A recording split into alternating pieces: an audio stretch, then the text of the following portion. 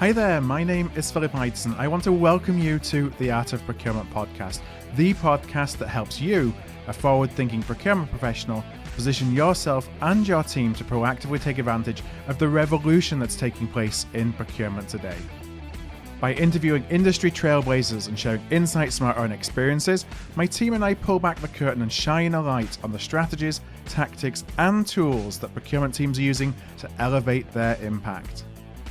And today on the podcast, I'm delighted to share a conversation that I had live at ProcureCon Indirect West in mid-March, actually in Las Vegas, with Darshan Deshmukh. Now, Darshan is the president of ProcureAbility, a leading provider of procurement services, offering advisory, managed services, digital staffing, and recruiting solutions. It will not surprise you to hear that a lot of the conversations that we heard at ProcureCon were around the topic of AI. So Darshan and I took that as our cue to dig deeper into the topic, but more specifically to the impact on the procurement operating model and the reasons why we should look at AI as supplemental to most procurement roles rather than as a replacement. Now, I started the conversation by asking Darshan if he found procurement or if procurement found him. So like many procurement professionals, actually procurement found me. Mm-hmm. I was an engineer, undergrad, joined a manufacturing firm in engineering and design, and then started working with contract manufacturers on one of the supply demand planning projects. Yeah. That's how I got introduced to like extended supply chain, got introduced to the commercial side of procurement at that point and fell in love with it. That's how I got introduced to procurement. Yeah. And then over the period of time, got introduced to services procurement. Then it became a lot more complex, a lot more interesting. This was all IBM. So IBM gave me an opportunity to participate in manufacturing, services procurement, but then also got chance to work in global organizations. Yeah. So I spent a year in Latin America, a year in Eastern Europe, 4 years in Asia, India, and China. So it was a lot of fun kind of building our capabilities on the procurement side. And what kept me in procurement was really all the last 20 years, I worked internally and external roles, practitioner and consulting. It was common thread is procurement was always underinvested. Yeah. So any change, incremental change, whether it's efficiency, effectiveness, transformation, drove a pretty big impact to the bottom line, the organizational effectiveness, and that was exciting. And then that's what kept me in procurement. It's funny you talked about having the opportunity to travel around the world and be in different locations. That was one of the things that kept me in procurement was, being able to marry the interest of different cultures and working in different cultures with something that, and when you start in the direct materials side as well, I think it's really interesting because you can kind of see what you're working on. You know, I was in automotive, we were just talking before we went live. You could kind of see what you worked on driving around, and there was some, it was very rewarding to see that. Yeah. Now, we're recording this actually at ProcureCon Indirect West here in Las Vegas. And so I wonder, we're on day 2 of the event. What are some of the most compelling things that you've heard so far? So this has been a fantastic event. It's great to see like industry leaders, practitioners, and also service providers, technology providers all under one roof. And if I had to kind of summarize maybe 2 or 3 big things that I'm seeing as trends. The first one is the technology and AI/ML integration in procurement delivery. Yeah. I think till last couple of years, it was always one of the tracks within these conferences where you will have technology track and you will have everything else, category management, SRM, and flavor of the year, basically. Versus I think this year, like that whole integrated delivery, like it's just part and parcel of procurement delivery. That has been front and center at the conference, so that's one. A lot of questions around how do I stay relevant within this changing dynamic and how technology plays in what I do day in, day out. I think that's kind of part of the conversations in that space. The second one that is interesting is sustainability is no longer just a pet project, it's just part and parcel of supply chain delivery. It's supply chain officers, CEOs, that's on the agenda, and how do you make that as part of delivery? I think it's very obvious. It's not a greenwashing exercise. Yeah. It's more of that integrated. And it's becoming more. We'd always look at that in. you'd see that in Europe, but not necessarily Not in in the the US. And you're now starting to see it's Yeah. being embraced, not just embraced, but it's a requirement for a lot of what's been done now in the US as well. And it's no longer just somebody thinks it's important. Yeah. It's everybody knows that it's Yeah. important. So I think that's another. It's kind of got the top down. Top down. Yeah. No, it's interesting what you said about relevance as well, and I think it's a good thing when procurement leaders are questioning their relevance, because then it drives that. Okay, what do I need to be doing differently, as opposed to the just being comfortable and being happy with the status quo, which I think we could probably, if we look back at procurement in years past, we may have been a little bit too comfortable in the status quo. So I like the fact that we're now starting to question relevance and purpose, because that reshapes how we think about what procurement is in the future. And I think the third thing, I was thinking about as we're talking, relevance part. I've done these for the last 15 years, these types of conferences, and for the first 10 years, I think half of the conference will be focused on how does procurement get seat at the table. Yeah. There's not one session that is focused on that, because no longer cost savings is the conversation. Yeah. It's all about value delivery. Yeah. Are you the true partner to the business?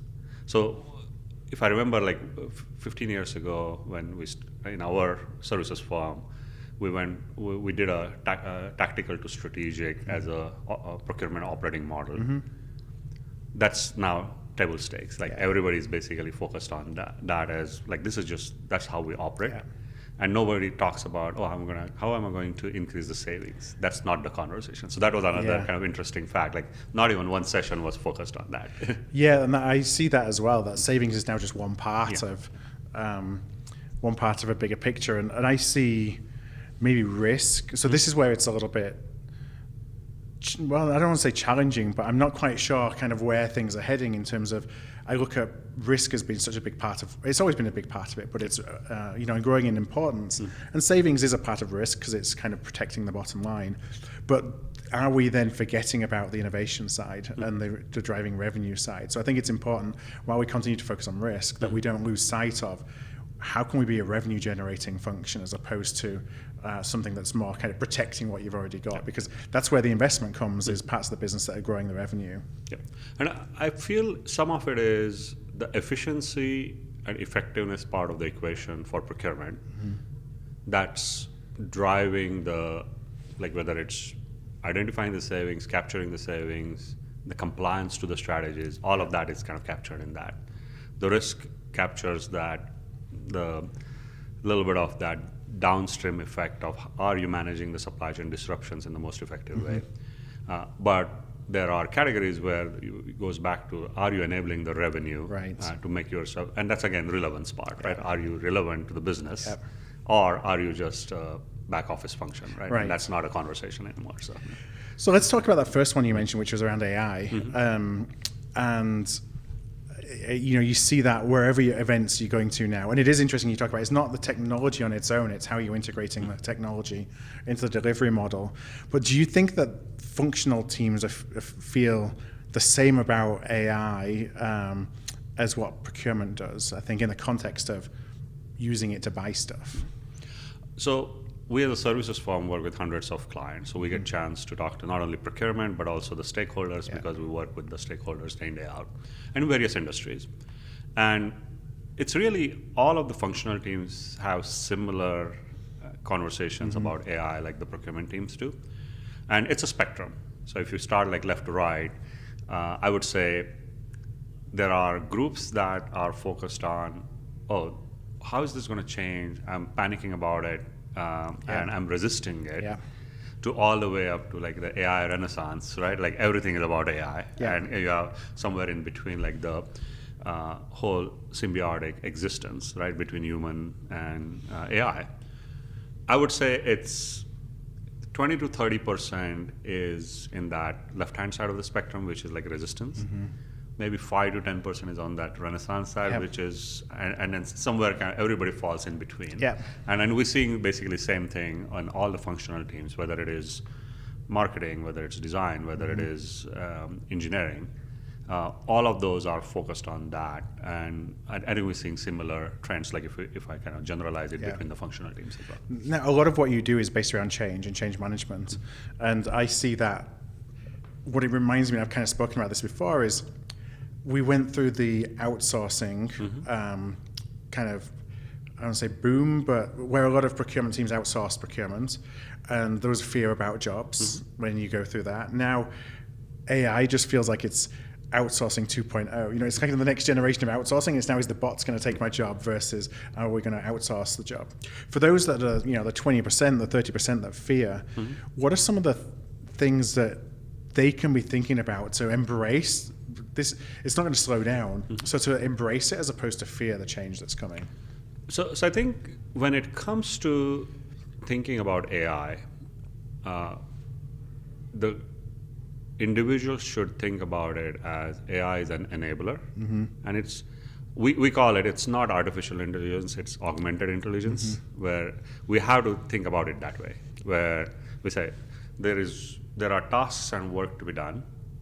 How are you going to use technology and AI to make it better? Yeah. How are you going to make yourself efficient? And then spend your energy on activities that are actually value generating versus some of the busy work that you might be spending a lot of time on. Right? I always kind of spend analysis is one of the examples where that first spend cleansing part, which is a manual effort, used to be a manual effort.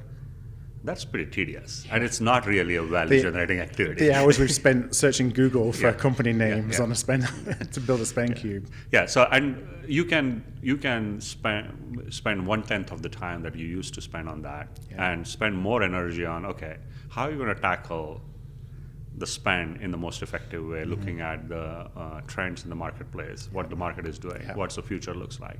That's a better value generation activity than trying to recode like a supplier name from X to Y. Right.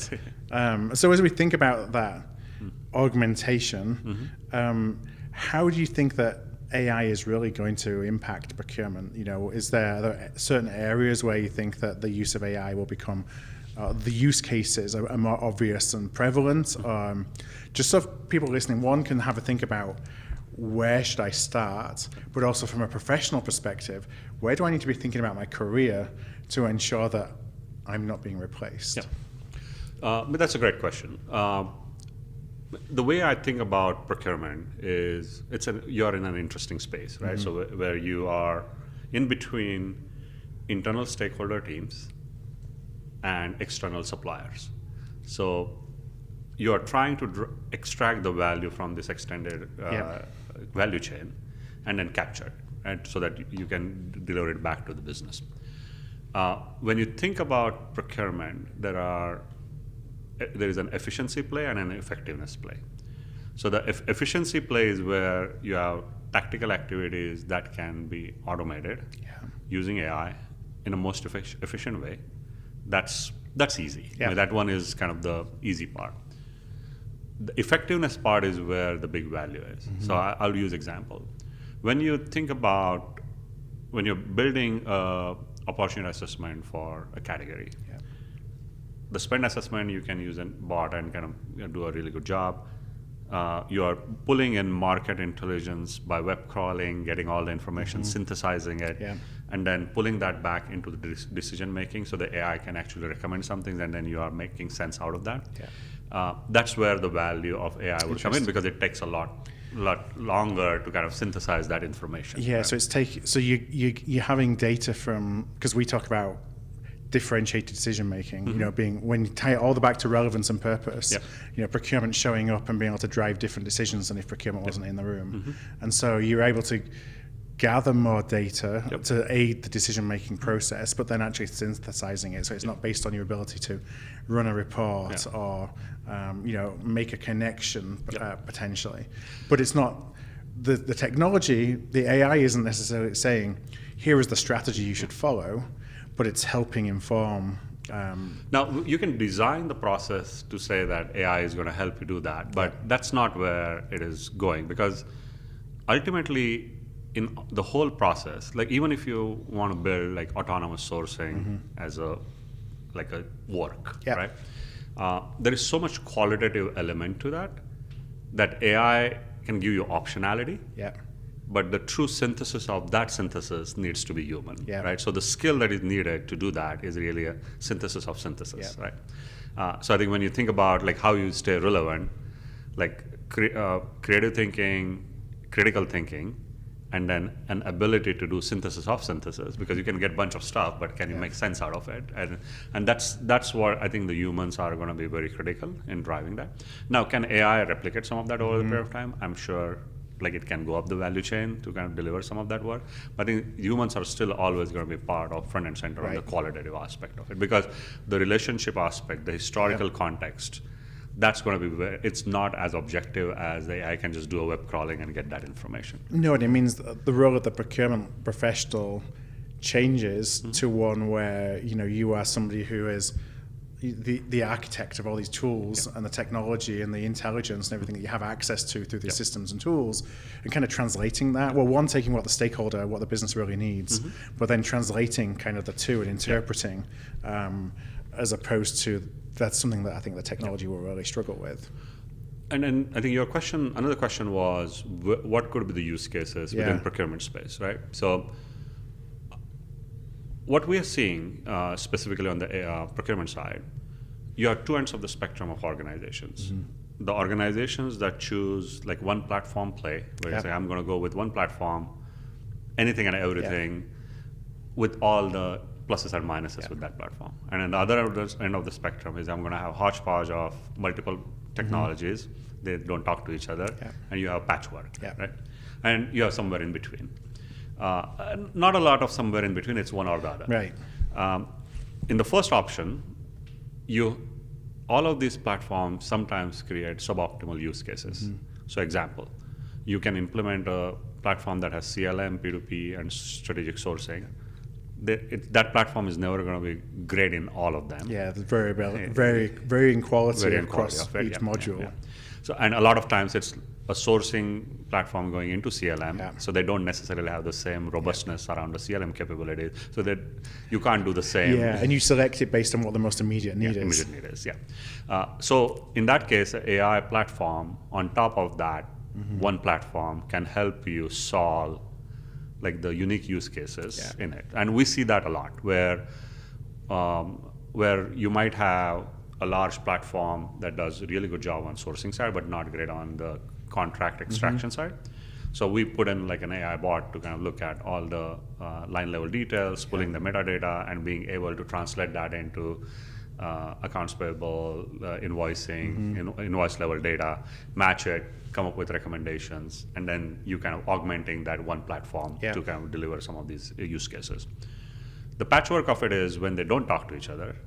That's more common, where you will have a CLM tool that has some metadata, not all of it. You have invoicing system that has a bunch of line item level, and we just recently did it, where invoice with hundreds of line items, and you have a rate table within the contract with thousands of line items with variations and complexities, like rate discounts, volume discounts, index pricing. The CLM metadata can't really translate that into, are you matching the invoicing against that? And traditionally what the companies did is like, I'll hire an invoice reconciliation company, give them the incentive to find these, audit them, and I'll give you the money against that, right? What we did is we built an AI bot around that, did all of that reconciliation, and that AI kept on learning as you kind of go along.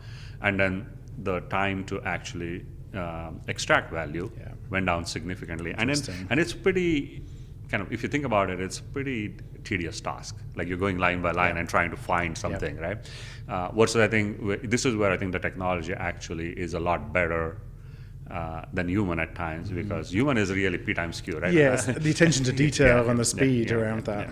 So that's one. And then the third piece, I would say, the ability to scale with AI is significant.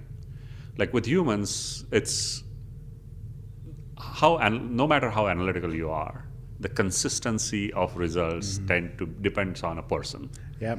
Versus with a bot, like once you train something, it just keeps on getting better as long as the data is decent, right? We did this with one of the contracts where a client was divesting the business, and they needed to go through thousands of contracts to look at assignment clauses and termination for convenience. And that problem statement came in, and they said, like, it's going to take us months to kind of, how many people you need to put on this? You need a whole delivery center to figure that one out. Go through that. We put a bot in place where we identified, and it learned over the period of time and came up with recommendations. These are the 100 contracts you need to look at because the clause is not clear enough.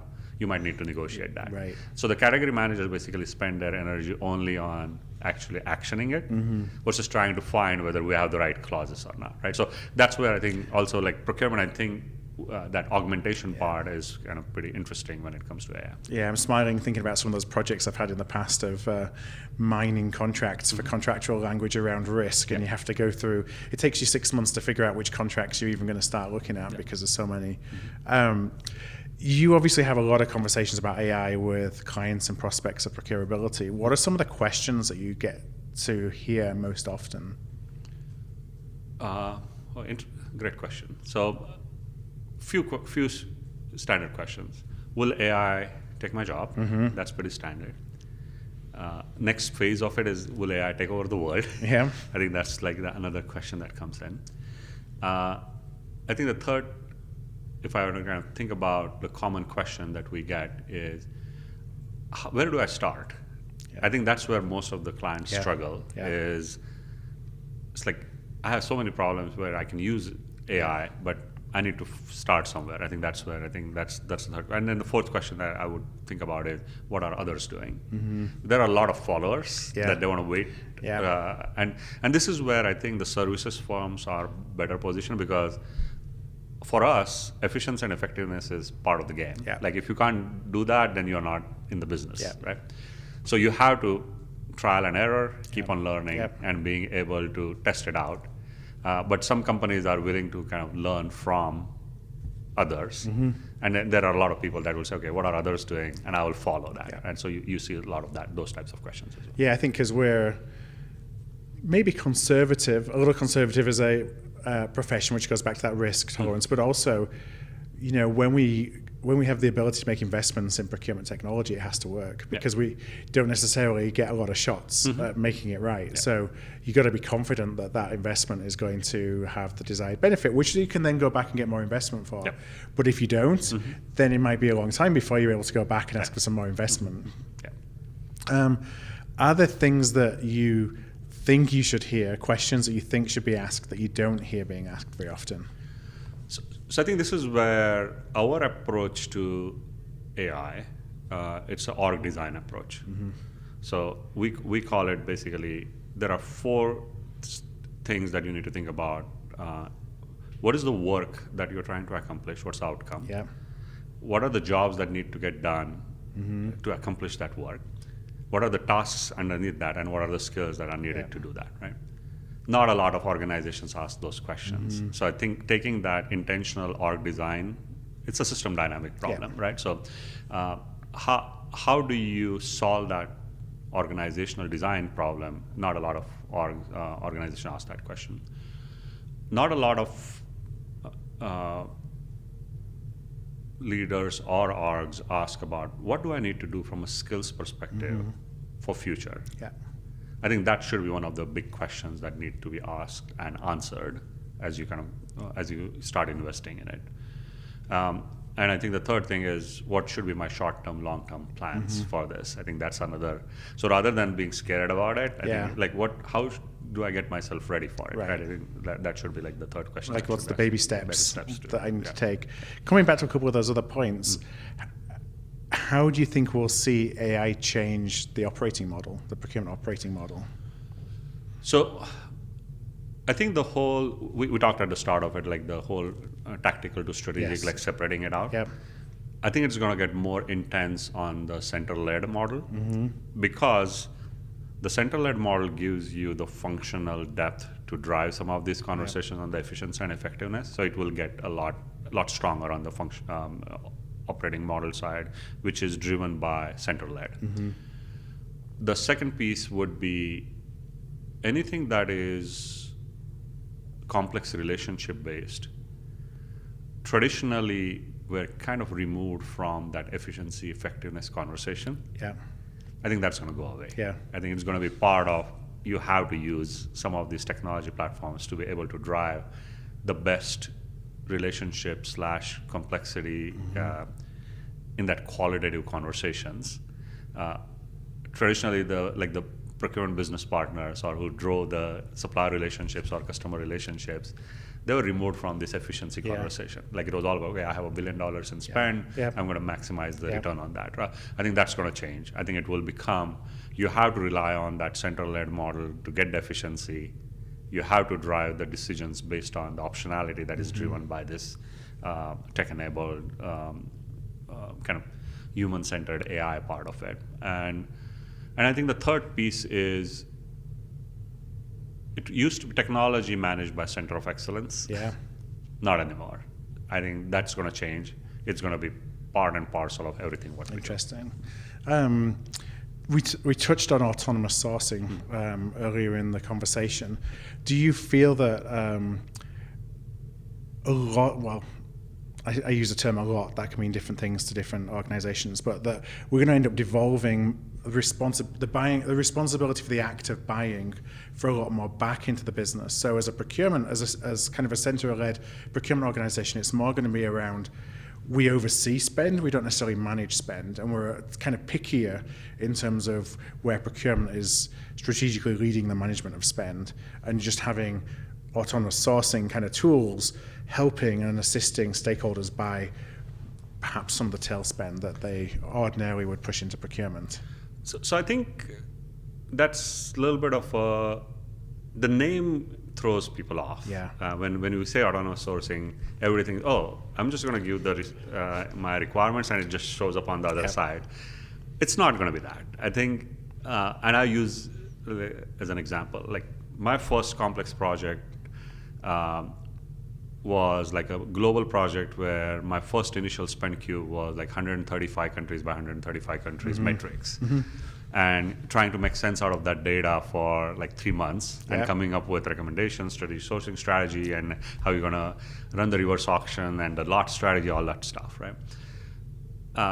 With AI, I think that exercise most probably will go from 3 months to like 2 weeks because all the data is there. I think you want to synthesize it other than, and where the human intervention comes in is really all the historical context, all the future, what outputs you want to drive, the qualitative inputs. You're not going to get that just directly through autonomous sourcing. What we've tried before, what worked and what didn't work, and why didn't it, and what are the cultural kind of roadblocks and barriers to doing certain things. All of that is going to need a human. All of that is going to need human intervention to also contextualize it, because AI can give you options, might also recommend, but kind of changing the inputs and outputs is still going to need significant investment on the human side. So going back to your question around, would a buying role change?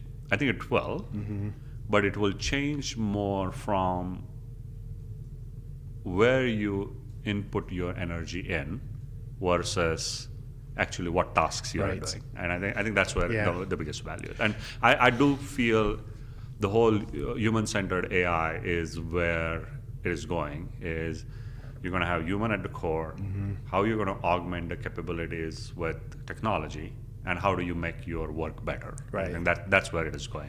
So how does that change talent priorities? So the talent is, so you need a little bit different skills. So you need to upskill some of these things. So the few skills that are very critical, the first skill is a critical thinking skill. So everything that comes in, you're going to have a lot of data. So when you get that a lot of data, how do you make sense out of it?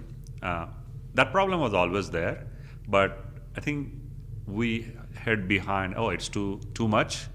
Now it's like, it's all categorized, like what is your excuse to not make sense out of it, right? So that critical thinking is going to be critical. The second one would be, I call it synthesis of synthesis. So you're going to get synthesized data from AI, but you have to still synthesize it out, contextualize it. And, so that is going to be a critical skill. Third piece is, you need to be very comfortable with change. this is an area, procurement in general with AI is going to change a lot in next few years. Yeah. So being able to keep up with that change, and when I say change, it's not about skills or upskilling all the time, but it's just having a comfort around it, right? Being open-minded to things that things are going to be different. Yeah. And what I always encourage people is to like embrace it and think about how you can be part of the solution, if you will, of driving that change, as opposed to being part of the problem and resisting that change. So I think that's like the third skill, and then finally, the curiosity to try out. Yeah. Because not every organization is going to have that freedom, but I don't think we can run away from the whole integrated model. So having the skill set and capability to try out and also willingness to fail at times, right? And that's going to be another one that is critical. And we in ProcureAbility, definitely that's something that we kind of push for is try it out. Worst thing could happen that will fail, and that's okay. I think let's kind of let's keep on learning. How important do you think digital literacy is? And I ask this question because we talk about digital literacy a lot as being important, but then on the other hand, if AI is embedded into the tools and technology that we use, we don't necessarily need to know how it works as a procurement professional. It's just more, what do we do with the information that we now have access to? So is digital literacy important, do you think, for procurement professionals going forward, or do we kind of estimate the impact of digital literacy? No, I think that I would divide the digital literacy into two sections. One is the data science portion of it, and then the second piece is the practitioner portion of it. If you want to have a career on the data science side, that digital literacy is very important. If it is a practitioner view, I think it's more around how do you make sense out of that data and continue to go up the value chain. So I think it depends on where the career goes and kind of focus on that. Well, I know it's about time to wrap up. I've got one last question, which is really for any CPO who's listening today, any tips or advice in terms of what they should be thinking about AI and about some of the conversations we've had, both one from the short-term perspective and then a little bit with a longer horizon? So I think the short term is look at the use cases in your efficiency effectiveness play, try them out.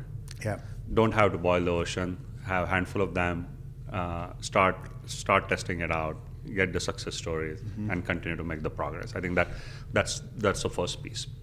Second piece is AI is going to play a key role in tackling supply chain disruptions. I think what we went through in the last 3-4 years, I think we can most probably manage that a lot better with the maturity on the AI side, I think, when it comes to disruptions. And providing the optionality around that. Quickly, because that's such an intensive or labor-intensive process at the time of panic to figure out what your options are when you're in reactive mode. And I think the third thing that a CPO can continue to focus on is talent, is how do you invest in human-centered approach to AI so that you can invest in training, upskilling individuals, continue to change the org context around training, and be flexible around it, because I think that's going to change in the next few years. So being able to change the priorities like every 12 to 18 months to be able to stay on top of what the trends might look like and what the needs might look like is going to be very critical as well. And when you're doing that, the few things that you could do is either partner with like a training firm, partner with a services firm, or partner with even universities, right, to be able to kind of continue to build that as a pipeline as well. Well, Darshan, I want to thank you so much for joining me on the podcast today. What I'm going to do as well is I will include a link to your LinkedIn profile in the show notes in case anyone would like to reach out that's listened, and also a link to ProcureAbility as well in those show notes. It's been a pleasure to chat to you on the podcast, and we'll talk again soon. If this episode struck a chord with you, please do send it to somebody. We grow here at Art of Procurement through word of mouth, and that would be really appreciated. You can also support us by giving us a thumbs up, a star rating, or a review wherever you listen to your podcasts. Since 2015, we've built the world's largest free resource for procurement professionals looking to elevate their impact.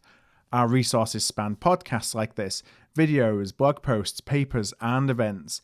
To join us on the inside and to ensure you never miss an episode, a webinar, event, or a post, please do subscribe to our weekly newsletter, This Week in Procurement. You can do that at artofprocurement.com/subscribe. That's artofprocurement.com/subscribe. Thank you for joining us today, and I look forward to seeing you again soon.